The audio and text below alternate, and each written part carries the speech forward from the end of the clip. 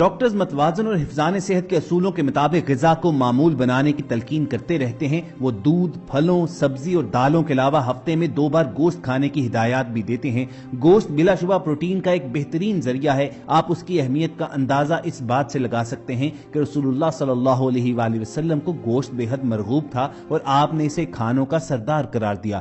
حضرت ابو ہریرہ رضی اللہ عنہ سے مروی روایت میں ہے کہ رسول اکرم صلی اللہ علیہ وآلہ وسلم نے فرمایا، گوشت کا سالن دنیا اور آخرت میں سب سالنوں کا سردار ہے، اور یہی وجہ ہے کہ شاید معاشرے کے مختلف افراد اپنی حیثیت، استطاعت اور پسند کے مطابق مختلف جانوروں کے گوشت کو استعمال میں لاتے ہیں۔ لیکن یہاں پر سوال یہ بھی پوچھا جاتا ہے کہ قصائی حضرات منگل اور بدھ کے دن گوشت کا ناغہ کیوں کرتے ہیں؟ تو اس سوال کے جواب میں 3 مختلف تھیریز ہیں۔ پہلا نظریہ تو یہ ہے کہ جب حضرت آدم علیہ السلام کے 2 بیٹوں حابیل اور قابیل کے درمیان جھگڑا ہوا تو قابیل نے حابیل کے سر پر پتھر مار کر اسے قتل کیا، تو وہ دن منگل کا دن تھا، اور قابیل تقریباً 2 دن منگل اور بدھ کو حابیل کی لاش کو اٹھائے پھرتا رہا کہ اس لاش کا کیا کروں اور اسے کیسے ٹھکانے لگاؤں، کیونکہ تب یہ دنیا کا پہلا قتل تھا۔ اسی مناسبت سے پاکستان میں کسی بھی جانور کو منگل اور بدھ کے دن ذبح کرنے سے پرہیز کیا جاتا ہے۔ بعض لوگوں کا خیال ہے کہ منگل خون کا دن ہے۔ گوشت کے کاروبار سے منسلک لوگوں کے ہاں یہ وہم زور پکڑتا گیا، اور اسی وجہ سے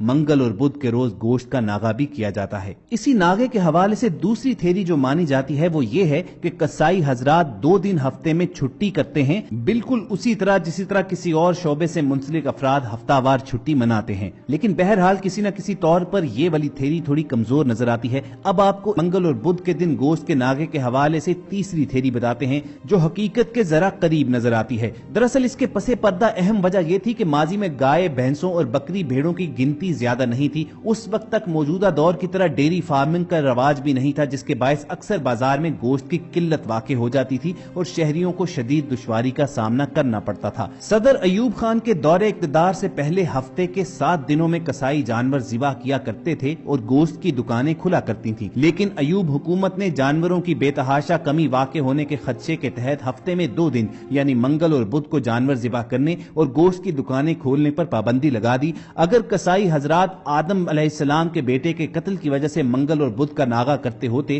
تو یہ رضاکارانہ پابندی کوئی قصائی کرتا اور کوئی نہ کرتا، اور پھر حکومت بھی اتنی سختی نہ کرتی اور دکانیں کھولنے والوں پر جرمانے نہ کرتی۔ 1968 میں جب یہ قانون نافذ ہوا تو نہ تو زیادہ گوشت کھایا جاتا تھا اور نہ ہی زیادہ دکانیں ہوتی تھیں۔ پھر ذبح ہونے والے جانور بھی اکثر مقامی طور پر دیہات سے خریدے جاتے تھے، اسی لیے قصابوں نے خوشی خوشی یہ پابندی قبول کر لی تاکہ ہفتے میں 2 دن ان کو مل جائیں اور وہ ان 2 دنوں میں دیہات میں جا کر ذبح کے لیے جانور خرید لایا کرتے تھے۔ تو منگل اور بدھ کے روز گوشت کا ناغہ کرنے کے فیصلے کے پیچھے صرف یہی وجہ تھی کہ طلب اور رسد میں توازن قائم کیا جا سکے اور مارکیٹ میں گوشت کی فروخت کے باقی 5 دنوں میں سپلائی میں کمی نہ آنے پائے۔ اس وقت تو قصابوں نے اس پر کوئی زیادہ اعتراض نہیں کیا تھا، تاہم اب قصاب اس صورتحال سے خوش نظر نہیں آتے۔ ان کا کہنا ہے کہ لگاتار 2 دن ناغہ کرنے سے ان کی کمائی میں بہت زیادہ کمی واقع ہوتی ہے، اس کے مقابلے میں مرغی فروش ہفتے کے 7 دن کمائی کرتے ہیں، لہٰذا حکومت کو چاہیے کہ اس پابندی کو یا تو ختم کر دیا جائے یا پابندی محض 1 دن تک محدود کر دی جائے۔ لیکن بہرحال یہ ایک علیحدہ بحث ہے۔ ہم سب نے آج کی ویڈیو میں محض اس سوال کا جواب آپ تک پہنچانا تھا کہ آخر کار پاکستان ہی میں کیوں منگل اور بدھ کے روز گوشت کا ناغہ کیا جاتا ہے۔ تو کمنٹ سیکشن میں ہمارے تمام سامعین اور ناظرین ہمیں ضرور بتائیے کہ آپ کے خیال میں کون سی تھیری حقیقت کے زیادہ قریب لگتی ہے۔ امید